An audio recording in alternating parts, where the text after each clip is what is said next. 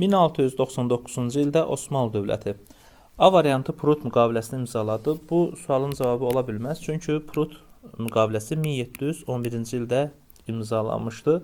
Mərkəzi Avropada xeyli ərazilər itirdi. Bu 1699-cu ildir və sualın cavabıdır. Belə ki, 1684-cü ildə müqəddəs birlik yaradılmışdı və müqəddəs birlik Osmanlı dövləti ilə müharibələr aparırdı. O müharibələr nəticəsində 1699-cu ildə qalib gəldilər və Osmanlı dövləti Mərkəzi Avropada xeyli ərazi itirdi. Krım xanlığı müstəqilliyini tanıması, bu Osmanlı dövləti 1774 Kiçik Qaynarca müqaviləsinin şərtinə görə Krım müstəqilliyini tanımışdı. Rusiyaya Qaradənizdə üzmək hüququ verildi. Bu da 1774-cü ildə Kiçik Qaynarca müqaviləsinin şərtinə görə Osmanlı dövlətinin Qaradənizdə şərqçi qalığı başa çatmışdı. Səfəvilər dövlətinin mühüm ticarət yollarını işğal etdi. Danışdığımız dövr 1699-cu ildir, amma 1639-cu il Qəs-Şirin sülhündən sonra 17-ci əsrdə Səfəvi-Osmanlı müharibəsi olmamışdı. Sülh şəraitində dövlətlərin münasibətləri mövcud idi. Ona görə Y variantı da olmaz. Qərbi Roma imperiyasından fərqli olaraq Bizans, Qərbi Roma imperiyası da Bizansda hər ikisi 395-ci ildə Roma imperiyasının parçalanması nəticəsində yaranmışdı. Qərbi Roma imperiyası 395-476, Şərqi Roma imperiyası və ya Bizans 395-1453-cü illərdə mövcud olub. A variantı German tayfaların hücumlarına məruz qalmışdır. Bu Bizansın fərqli cəhəti ola bilməz, çünki elə Qərbi Roma imperiyasına son qoyan German tayfalarıdır. Ərəb xilafəti ilə müharibələr aparmışdı. Bizans ərəb xilafəti ilə müharibələr aparıb. Kifayət qədər ərazi itirib ərəblərlə mübarizə nəticəsində. Hətta ərəblərin əsas hədəfi Konstantinopol olsa da o hədəflərinə çatmamışdılar. Amma xeyli Bizans ərazisini, məsələn, xəlifələr dövründə Misir, Suriya, Fələstin kimi əraziləri ələ keçirtmişdilər. Amma Qərbi Roma imperiyası ərəb xilafətlə müharibə apara bilməz. Çünki Qərbi Roma imperiyasının süqutu 476, ərəb xilafətinin yaranması isə 630-cu ildir. Heç cür mümkün deyil. Ona görə cavab B variantıdır. Roma imperiyasının qərb sərhədlərini əhatə etmişdir. Xeyr, Bizans şərq hissədə meydana gəlmişdi. 4-cü əsrin sonlarında meydana gəlib. Bu oxşar cəhətdir hər ikisi üçün. Erkin orta əsrlərdə süqut etmişdir. Süqutu 1453-dür, 15-ci əsr. 15-ci əsr isə klassik feodalizm dövrüdür. Erkin orta əsrlər Avropada 5-11-ci əsrləri əhatə edir. Şirvanşahlar və Teymurilər dövlətlərinin tarixinə aid oxşar xüsusiyyət və ya xüsusiyyətləri müəyyən edin. Türk mənşəli sülalə tərəfindən əsasın qoyulması, Şirvanşahlar dövlətinin əsası Məziyyətlər sülaləsi qoyub, onlar isə ərəb mənşəlidir. Ona görə bir oxşar cəhət ola bilməz. Qaraqoyunlu dövlətin hücumlarına qarşı mübarizə aparılması, bu oxşar cəhət ola bilər. Çünki 1412-ci ildə Kür döyüşü Şirvanşahlarla olub Qaraqoyunlu dövlət arasında. 1458-59-cu illərdə də deməli Cahanşahın Herata hücumları var. İkini götürəcəyik. Müəyyən müddət Təbrizdə hakimiyyətin ələ keçirilməsi, bu da oxşar cəhətdir. Çünki Şirvanşahlar və Teymurilər, Şirvanşahlar 1406-cı ildə Şirvanşah 1-ci İbrahim Təbrizi ələ keçirərək qısa müddət Azərbaycanı vacibə birləşdirmişdi. Teymurilər də həmçinin bütün Azərbaycan, həmçinin Təbriz şəhərini ələ keçirmişlər. Əmir Teymurun yürüşləri nəticəsində 3-ü götürə bilərik. Abbasilər xilafətin zəifləməsi nəticəsində meydana gəlməsi yalnız Şirvanşahlara aiddir. 4 olmaz. Cavab olacaq 2 və 3 B variantı. 1920-ci ilin ayında hərbi qüvvələr Naxçıvan ərazisinə daxil olan dövlətlər ümumiyyətlə Naxçıvan mübahisəli ərazilərdən biri idi Cümhuriyyətimizin süqutundan sonra və Naxçıvan məsələsinin həll olunması 21-ci il Moskva və Qars müqaviləsi ilə yekunlaşdı. Bu müqavilələr ərəfəsində, yəni 20-ci ildə bura hərbi qüvvə yerdən dövlətlər Sovet Rusiyası və Türkiyə qoşunları Naxçıvana daxil olmuşdu və daha sonra 21-ci ildə Moskva və Qars müqavilələrinin imzalanması ilə Naxçıvana muxtar statusun verilməsi qərarı alınmışdı. Doğru cavab olacaq B variantı. 15-ci əsrin 70-ci illərində Moskva knyazlığının Ağqoyunlu dövlətinə elçi göndərməsinin məqsədlərini müəyyən edin. 1475-ci ildə Moskva deməli knyazı 3-cü İvan Ağqoyunlu sarayına elçi heyəti göndərmişdi. Həmin elçi heyətinin məqsədi soruşulur. Həmin məqsədlərdən biri Qızıl Ordu dövlətinə qarşı ittifaq yaratmaqdır. Düzdür, nəticəsiz qaldı bu cəhdi, amma məqsəd buydu, Qızıl Ordu dövlətinə qarşı ittifaq yaratmaq. Çünki həmin dövrdə Moskva knyazlığı Qızıl Ordu ilə mübarizə şəraitində idi. Və iki dövlət arasında ticarət əlaqələrini inkişaf etdirmək. Bu da həmçinin digər məqsəd idi. Doğru cavab olacaq 1 və 2 Y variantı. 2023-cü ilin sentyabrında lokal antiterror əməliyyatından sonra işğaldan azad edilmiş torpaqlarımızda həyata keçirilmiş tədbirlərə aiddir. Əgər 2023-cü il sentyabrında olan antiterror əməliyyatından söhbət gedirsə, Xudafərin körpüsünün deməli azad olunması 2020-ci il 2-ci Qarabağ müharibəsinin tərkib hissəsidir. 18 oktyabrda bu olmaz.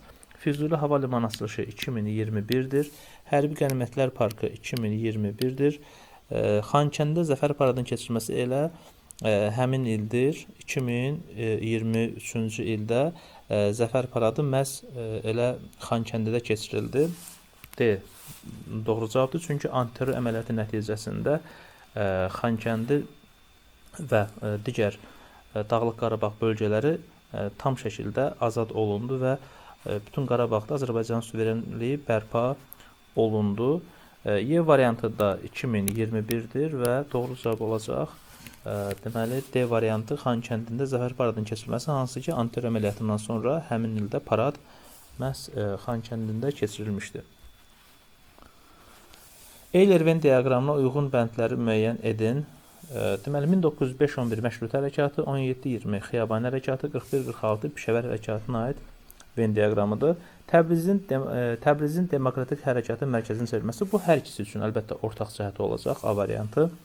İlk dəfə qanunverici səlahiyyətlərə malik əncümənlərin yaradılması 1906-cı ildir. Bu isə aiddir Məşrutə hərəkatı dövrünə.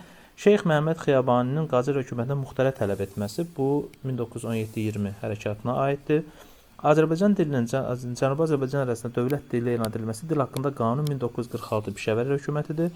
Əmək haqqında qanun, bu da həmçinin 1946 nümayəndə Pişəvər hökumətinə aiddir. D və Y Pişəvər hökumətinə aid olacaq. Doğru cavab olacaq 1 B, 2 C, 3 D, Y, 4 isə A. Doğru cavab olacaq Y variantı.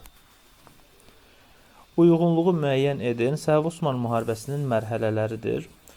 Deməli, birinci mərhələ 1514-55-ci illər. Həmin mərhələdə Səfəvilər şərqi və cənub-şərqi Anadoluda ərazilər itirib. Bəli, bu variant doğrudur müharibənin gedişində. Təbrizin Sultan 1. Səlim qoşunları tərəfindən işğal edilməsi də aiddir bu mərhələyə, amma orada möhkəmləri bilməmişlər, sonra geri çəkilmişdilər. Ərzincan müşavirəsi 1500-cü ildir. Ümumiyyətlə Səfəvi dövlətinə aid deyil. 1578-92-ci mərhələdə Çıldır döyüşündə Osmanlıların qələbə qazanması, 1578-ci il Çıldır döyüşündə Osmanlılar bu mərhələdə qələbə qazanmışdı. Amasya müqaviləsi ilə yekunlaşması bu 1555-ci ildir, birinci mərhələyə aid edir, B olmaz. Şah II İsmailin hakimiyyəti dövrü 1576-77-ci ildir, amma bu müharibə 78 Məhəmməd Xudabəndən dövründə başlayıb, bu da olmaz. Üçüncü tərəfdə 1603-1639 Xorasan azad edilməsi 1599-cu ildir Şah Abbas tərəfindən, bu mərhələyə aid deyil. Sufyan döyüşündə Səfəvilərin məğlub edilməsi bu 1585-dir. Əgər qalib gəlməsi yazılsaydı, biz 1605 götürüb, 1605-ci ildə Sufyan döyüşü var, buna aid götürərdik. Amma məğlub olması deyilirsə, Sufyanda məğlub olduqları döyüş 1585-dir və o bu mərhələyə aid deyil. Şirvan və Gəncənin Osmanlı əsarətindən azad edilməsi, əlbəttə, çünki İstanbul müqaviləsinə görə bu ərazilər Osmanlı işğal altına düşmüşdü və həmin ərazilər azad olunmuşdu. 1A, B, 2A, 3 isə C olacaq. Doğru cavab C variantı. Göstərilənlər səbəb oldu. 2-ci Vaçen xristianlığı təbliğ etməyə başlaması, Albaniyada 457-463-cü illərdə Sasanilər dövlətinə qarşı azlıq hərəkatının baş verməsi, bu azlıq hərəkatı nəticəsində 2-ci Vaçen məğlub oldu və 463-cü ildə Albaniyada mərzbanlıq dönəmi başladı. A variantı olmaz. Bu 313-cü ildir və danışılan dövrdən əvvəl olub. Albaniyada hakimiyyətin Sasani mərzbanları əlinə keçməsi, bəli, hökmdar hakimiyyəti ləğv olundu və Sasani canişinləri, yəni mərzbanları idarə etməyə başlamışdı. Doğru cavab olacaq B variantı. Qədim Manna dövlətinə aiddir. İranus tərəfindən dövlətin əsasının qoyulması yanlışdır. Manna dövlətinin yaranması eramızdan əvvəl 9-cu əsrdir, amma İranzu eramızdan əvvəl 8-ci əsrin ikinci yarısı hakimiyyətdə olub. İskit tayfaları birlikdə Urartuya qarşı müharibə aparılması, İskit tayfaları ilə müttəfiqlik eramızdan əvvəl 7-ci əsrdə Aşerin dövründə Assuriyaya qarşı. Urartuya qarşı olmaz. Çünki Urartu eramızdan əvvəl 714-cü ildən sonra Manna bir daha daxil işlərinə qarışa bilmir. Ona görə 7-ci əsrdə biz Urartu hücumlarından danışa bilmərik və 2 yanlışdır. Midiya dövlətinin tabe edilməsi də yanlışdır. Əksinə Midiya Mannanı süquta uğradıb.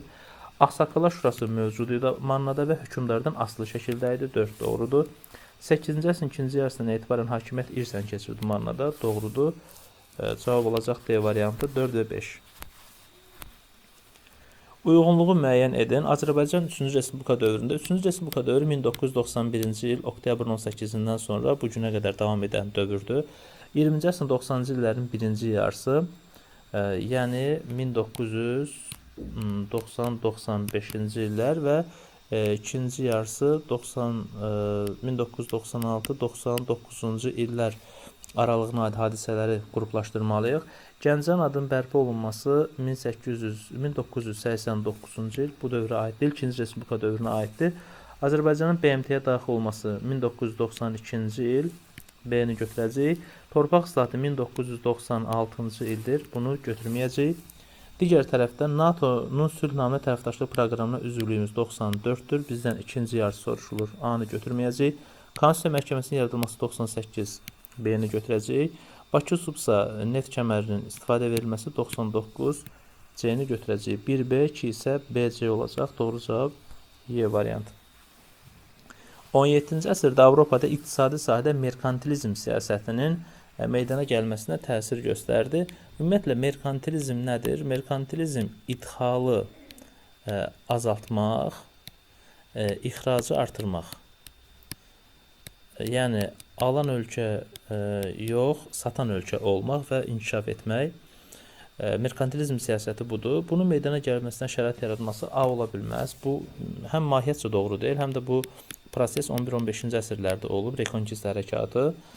B variantı da olmaz, çünki səlib yürüşləri 11-13-cü əsrlərdir və mahiyyətcə bu hadisə ilə heç bir bağı yoxdur. Müstəmləkə işğalları və ticarəti inkişafı, bəli, əlbəttə C variantı. Dövlətlərin xam mal mənbəyi və satış bazarları amili, ticarətin inkişafı merkantilizm siyasətinin meydana gəlməsinə təsir göstərdi. İpək yolunun əhəmiyyətinin artması əksinə 17-ci əsrdə onun əhəmiyyəti azalmışdı coğrafiyaşlərdən dolayı. Y variantı Augsburg sazişi deməli 16-cı əsrdir. Həm də o Almaniyanın Valçeit birləşməsini yox, dağınıqlığının rəsmiləşdirmişdi. Ona görə Y variantı da olmaz.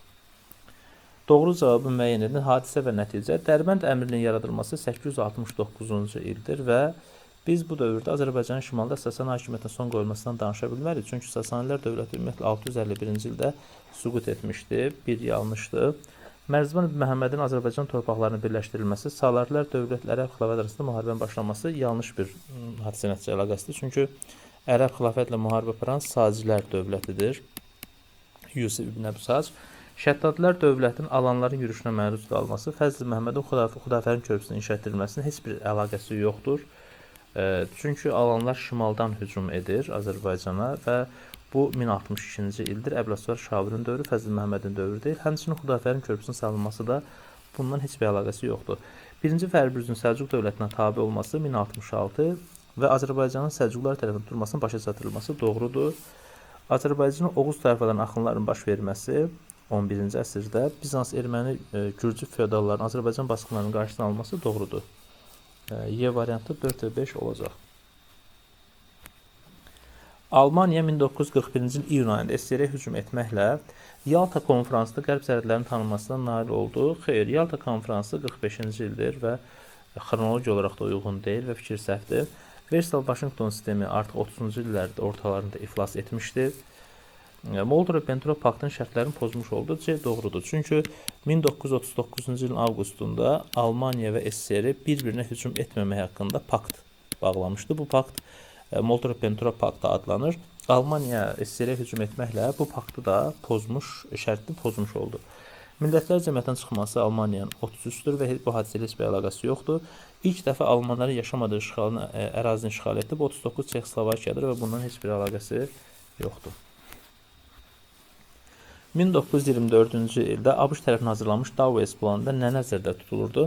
Deməli, 1923-cü ildə Rur böhranı baş verdi Fransa və Belçika Rur bölgəsini, Almaniya Rur bölgəsini işğal etdi və bu Rur böhranı təzminata görə ortaya çıxmış bir böhran idi.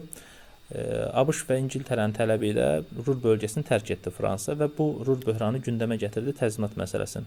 Növbəti 1924-cü ildə Amerikada, ABŞ-da Daues planı hazırlandı. Bu planda nə nəzərdə tuturdu? Almaniya ödəyəcəyi təzminatın müddətinin uzadılması, vaxtın uzadılmasını nəzərdə tuturdu bu plan. Bu cavab əks olunub Y variantında. Almaniyadan alınacaq təzminatın ödənilmə vaxtının uzadılması ki, onun həcmi aşağı düşsün, Almaniya öz iqtisadiyyatını bərpa edə bilsin. Doğru cavab olacaq Y variantı. Çünki ABŞ maraqlı idi ki, Avropada güc tarazlığı qorunsun. Yəni zəif bir Almaniya, Avropada zəif bir Almaniya ABŞ maraqlarına uyğun deyildi. Uyğunluq gözlənilmişdir. Doğru variantı axtarırıq. Qərbi Roma İmperiyasının varlığına son qoyulub 4-cü əsrin 90-cı illərində. Qərbi Roma İmperiyasının süqutu deməli 476-cı il 5-ci əsrdir. 4-cü əsrin 90-cı illəri əksinə yaranmışdı. Frank imperatoru Böyük Karl ərəbləri məğlub etdi Pati döyüşündə. Pati döyüşü 732-ci ildə olub ərəblərlə Franklar arasında. Birincisi, həm Frank imperiyası və imperator titulu yox idi, həm də orada Böyük Karl yox, Karl Martel olmuşdu rəhbər. B də yanlışdır. Müqəddəs Roma İmperiyası meydana gəldi Verden müqaviləsi nəticəsində. Bu da yanlışdır. Verden müqaviləsi 843-cü ildir və bu müqavilə nəticəsində Almaniya, Fransa və İtaliya meydana gəlib. Müqəddəs Roma İmperiyası 962-ci ildə meydana gəlib. Bizansla Səlcuq dövləti arasında müqavilə imzalanıb 11-ci əsrin 70-ci illəri 1071-ci il Malazgirt döyüşündən sonra imzalanan müqavilədən söhbət gedir. Doğrudur. Bu müqaviləyə görə Bizans xərac ödəməli, hərbi yardım etməli və Anadolunun şərq hissəsini türklərə verməli idi. Kordova xilafətlə mübarizə aparmışdı Justinian. Bu da mümkün deyil, çünki Justinian 525-ci illərdə hakimiyyətdə olub. Kordova xilafəti isə 756-cı ildə yaranıb. Həm dövr olaraq uyğun deyil. Sadəcə Justinian İspaniyada müharibələr aparıb, amma İspaniyada o dövrdə Kordova xilafəti mövcud deyildi. Ona görə Y də yanlışdır. Xəritədə ulduzla işarələnmiş dövlətlərin tarixində 18-ci əsrin 20-ci illərinə aid oxşar cəhəti müəyyən edin. Xəritədə işarələnmiş ərazilər Rusiya və Osmanlı dövləti işarələnib.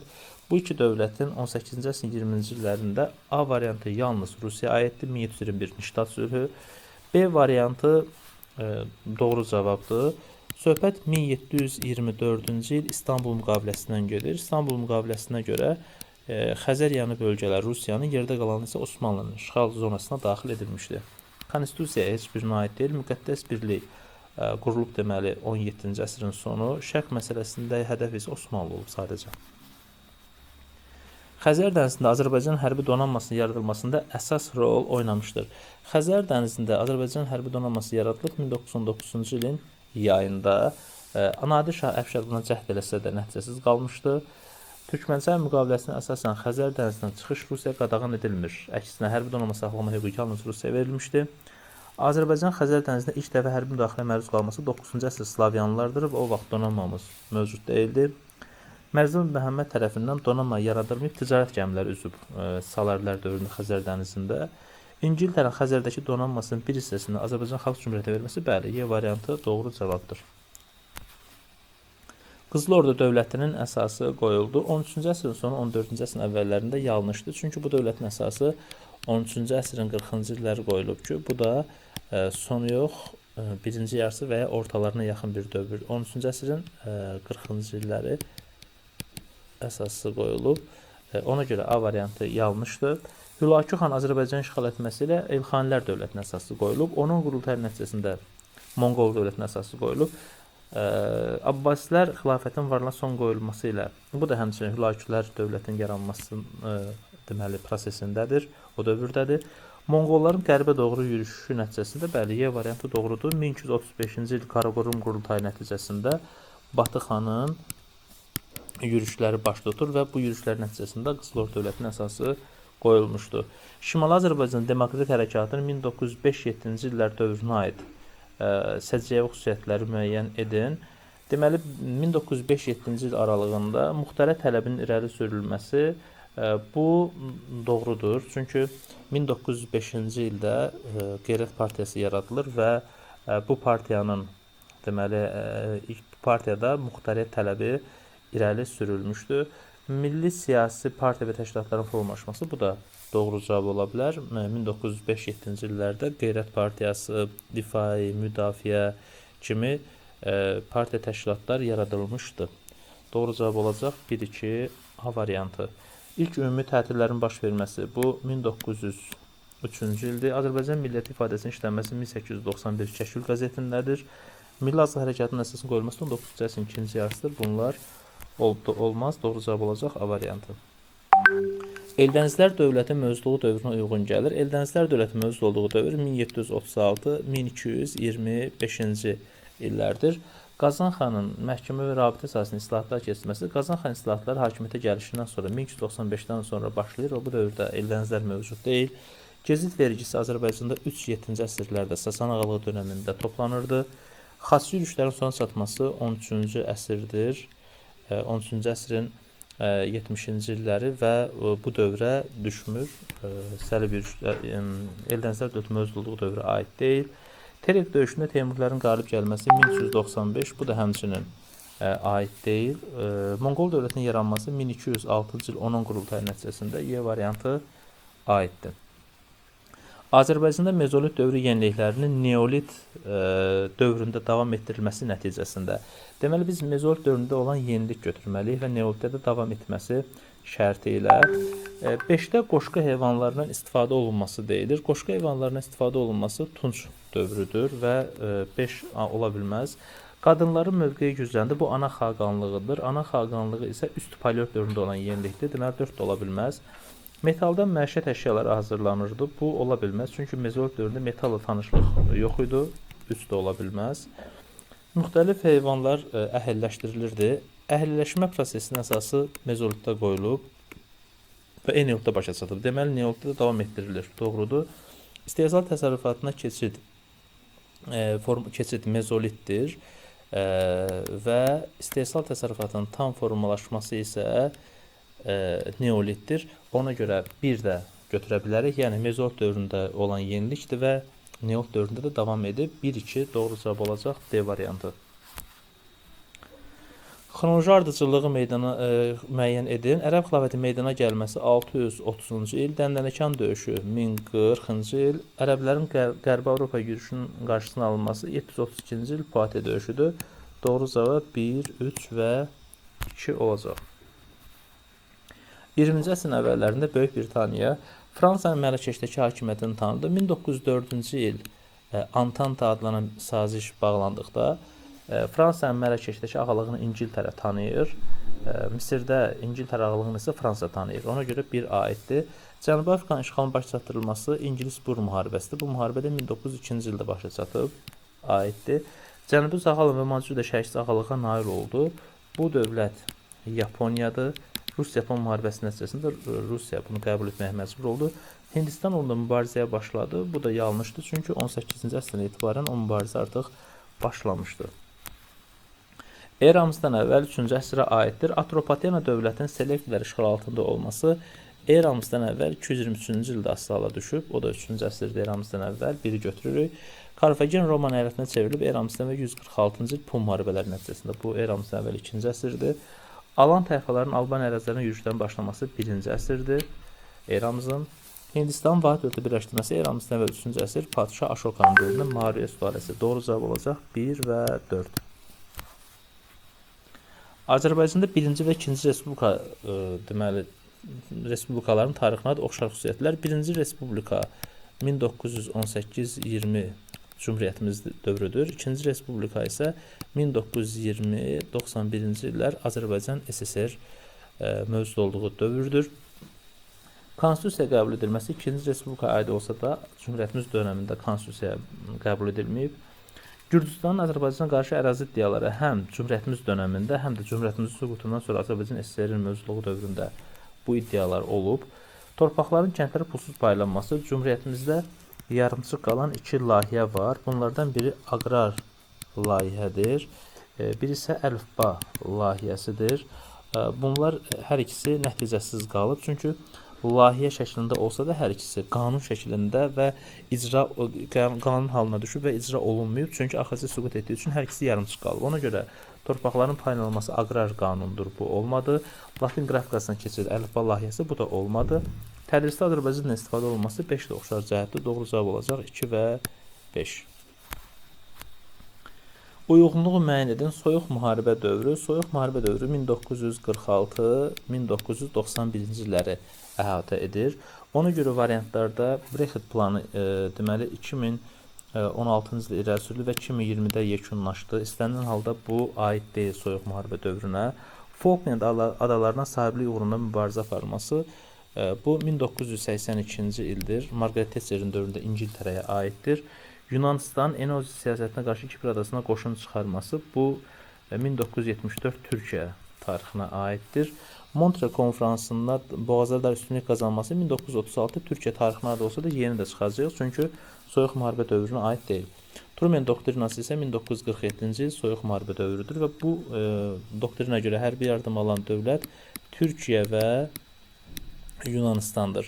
Deməli, A variantı və D variantı Türkiyə Respublikasına, C variantı isə aid olacaq Böyük Britaniyaya. Mənbə sualında 19-cu əsrin əvvəlində Rus işğallarından, Azərbaycan ərazisinin işğalından, Qazax Borçalının işğalından, Cərbalakan cəmaətliyinə hücumundan bəhs olunur və bu dövrə aid 3 sual tərtib olunub. 58-ci sualda mətndə bəhs edilən dövrdə, yəni 19-cu əsrin əvvəlində Azərbaycan torpaqlarının işğalını sürətləndirən əsas amili yazın. Qısaca belə demək olar, Azərbaycanın deməli parçalanmış vəziyyətdə olması. Ən əsas amil budur.